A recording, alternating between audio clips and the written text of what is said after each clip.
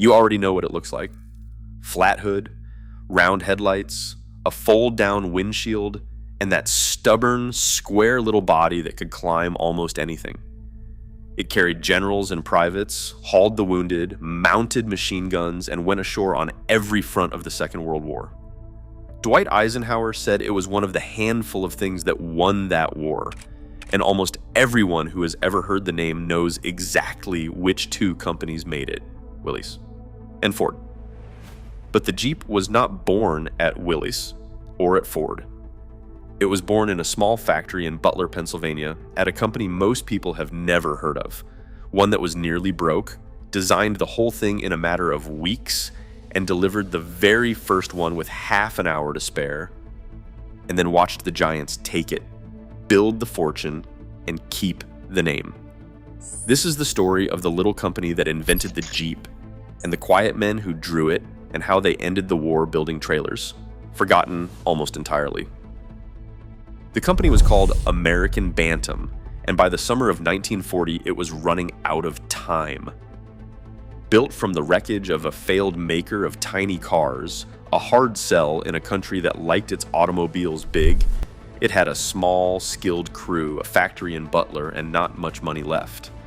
What it had, more than anything, was an idea it had believed in for years, that there was a use for a small, tough, four-wheeled machine that could go where horses and motorcycles could not.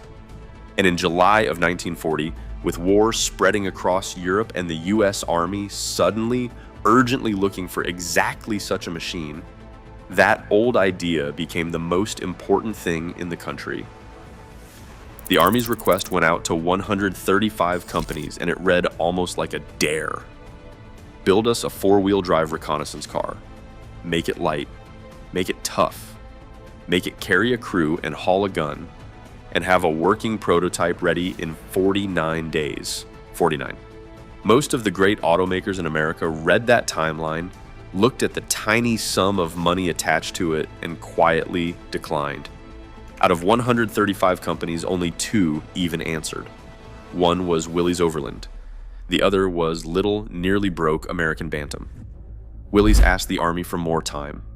The Army refused, and that refusal is the hinge the whole story turns on, because Bantam, with everything to lose and almost nothing left to lose it with, said yes to the impossible deadline exactly as written.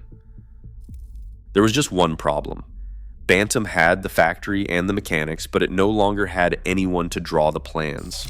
So the chief engineer, a steady, experienced man named Harold Crist, made a phone call to Detroit to a freelance designer named Karl Probst. Probst was good, very good, and he knew the job was a long shot for a company that might not survive the year. At first there was talk of money, and there was not much of it. And then, with the Army leaning on everyone to move, Probst simply agreed to do it for almost nothing. He took the job on the condition that if Bantam did not win the contract, he would not be paid at all. He bet his own time, for free, on a nearly bankrupt company and an impossible deadline. Then he sat down and drew the Jeep. He started on the 17th of July. Working from the ideas Crist and the Bantam crew had been turning over for years, using off-the-shelf parts wherever he could to save time, Probst laid out the entire vehicle, the frame, the driveline, the body, the stance. He finished the working drawings on the 19th, 3 days. In 3 days, a man working for free drew the shape that would carry the American Army across the world. Back in Butler, Crist and the crew took those drawings and built the thing by hand, working long into the nights, turning paper into steel, hand-assembling a running automobile from almost nothing in a matter of weeks. They called it the Blitz Buggy. And when it was finished, it was the only one of its kind anywhere in the world. Now think about what that meant on the morning of the 23rd of September, 1940. The deadline was a hard line on the calendar. Deliver a working prototype to the Army's testing ground at Camp Holabird, Maryland, or the contract, and very likely the company was finished. Holabird was near Baltimore. Butler is in western Pennsylvania. Between them lay some 300 miles of two-lane 1940 road and no second blitz buggy if the first one broke. So they did the only thing there was to do. They pointed the one and only Jeep in existence south and drove it there on its own wheels the whole way. Picture that drive. A hand-built machine that had barely been tested, every bolt on it new and unproven, carrying the entire future of the company down open country roads with the clock running. Every mile is an act of faith. An engine assembled by hand has to keep running. A driveline nobody has pushed this far has to hold. A radiator has to not boil. A weld has to not crack. A machine that existed only as pencil lines 2 months ago has to simply keep going, hour after hour, toward a gate that closes on a deadline. And it held. Late that afternoon, the little blitz buggy rolled up to the gate at Camp Holabird. Dusty, warm, and running at 4:30, about 30 minutes to spare. The company nobody had expected anything from, nearly out of money and out of time, had been handed an impossible deadline and beaten it by half an hour in a machine it drove to the finish line itself. And then the Army got in it. They ran it hard, through mud, through water, up grades, and across broken country that would have shaken anything lesser to pieces, and the little car took all of it. Officers watched it climb and haul and claw through terrain no ordinary vehicle could touch, and some of them understood right there that they were looking at something that would change the way armies moved. Bantam had been right all along. If you find yourself pulling for the little company, the underdog who bet everything and delivered, take a second and subscribe. Because this is where the story stops being about a deadline and starts being about what happens to a small company that builds something the whole world is about to want. Here is the hard truth the Army was wrestling with, even as it admired the little car. A war was coming, and everyone at that testing ground could feel it.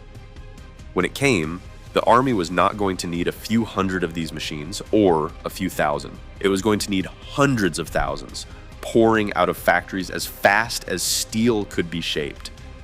An American Bantam, brilliant, scrappy, nearly broke Bantam, did not have the factories or the money or the sheer industrial muscle to build them on that scale. Everyone knew it. Bantam knew it. So the War Department made a decision. It was cold and it was legal, and to the men at Bantam, it must have felt like the floor falling away. The Army took Karl Probst's blueprints, the drawings the little company had produced on its own dime and its own genius, and it handed copies to Willys and to Ford and asked those giants to build their own versions. The Army's position was simple. The design had been developed under a government contract. The government, it said, owned it. Sit with that for a moment. The very thing the little company had done right, deliver a brilliant design faster than anyone thought possible, was the thing that guaranteed it would lose the design. Bantam had proven the idea worked, and in proving it, handed it away. Bantam protested. Of course it protested. But a company that is nearly bankrupt in a country about to go to war is in no position to fight the War Department.